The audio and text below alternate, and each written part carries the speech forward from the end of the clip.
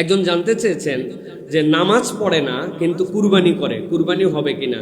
সাথে সাথে আমার জানার বিষয় হচ্ছে অনেক সময় ভাগে বেনামাজির সাথেও কুরবানি দেওয়া হয়, এই ক্ষেত্রে জেনে বুঝে বেনামাজির সাথে কুরবানিতে ভাগ দেওয়া যাবে কিনা। প্রিয় ভাইয়েরা, এক নম্বর বিষয় যেটা, সেটা হচ্ছে নামাজ পড়ে না কিন্তু কুরবানি করে, কুরবানি হবে কিনা। এর দুইটা পার্টের উত্তর আছে, একটা শুনলে আপনাদের কষ্ট লাগবে, একটা খুশি লাগবে। খুশিটা হচ্ছে যে কুরবানির স্বতন্ত্র একটা ইবাদত, সুতরাং সালাত স্বতন্ত্র একটা ইবাদত। আপনি সালাত পড়েন না, সালাত আদায় করেন, তার জন্য গুনাহ হবে। কুরবানিও করেন না, তার জন্য গুনাহ হবে। এখন কুরবানি করে ফেলছেন, আল্লাহ রাব্বুল আলামিন এই কুরবানি আদায়কারী হিসেবে আপনার কুরবানি আল্লাহ কবুল করে নিতে পারেন।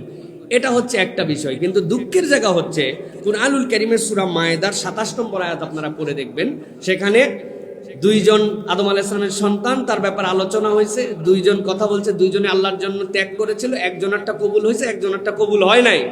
এই নিয়ে তাদের মধ্যে যখন গন্ডগোল, আল্লাহ আয়াতের শেষের অংশে বলেছেন ইন্নামা ইয়াতাকাব্বালুল্লাহু মিনাল মুত্তাকিন, আল্লাহ কবুল করেন কুরবানিটুকু কেবলমাত্র মুত্তাকি যারা, তাদের পক্ষ থেকে।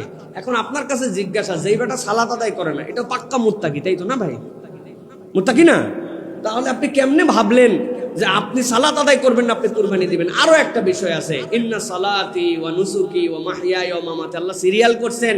আগে সালাত, আল্লাহ আমার সালাত আপনার জন্য, তারপরে নুসুক।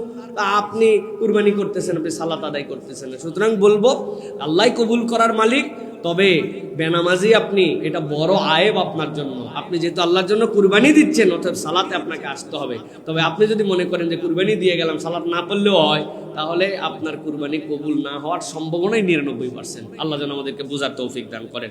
বেনামাজির সাথে কুরবানি দেওয়া যাবে কিনা?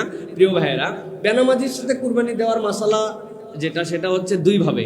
একটা হচ্ছে নামাজ যদি অস্বীকারী হয়। বেনামাজি কিন্তু দুই ধরনের। একটা যদি নামাজ পড়ে কি হবে, এত নামাজ করো কেন, এটার কিন্তু আক্ষরিক অর্থ অনেক সময় নামাজ অস্বীকারীর দপ্তরে চলে যাবে।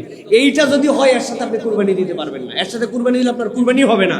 আল্লাহর হুকুম সে একটা অস্বীকার করে, কিন্তু আরেকজন নামাজ পড়ে, সারে জুম্মা পড়ে, অস্বীকার করে না, আবার বললে একটু মাথা নত করে থাকে, তার এই দোষ স্বীকার করে না। এরকম লোক যদি হয়, তাহলে যদি আপনার কুরবানি হয়, আপনার কুরবানি হয়ে যাবে। তবে বরাবর একটা কথা মনে রাখতে হবে যে ভাই, আপনার ছাগল দিতে কিসে ঠেকায়?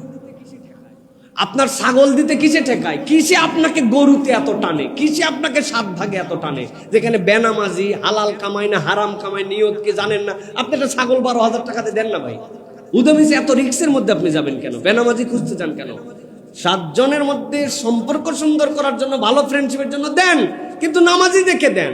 আপনি কুরবানি দেওয়ার পরে নামাজ কবুল হবে কি হবে না, এই মাসালায় যাওয়ার আপনার দরকার কি? এত রিক্সে যাওয়ার দরকার আছে প্রিয় ভাইরা? এই জন্য আল্লাহ আমাদেরকে বোঝার তৌফিক দান করেন।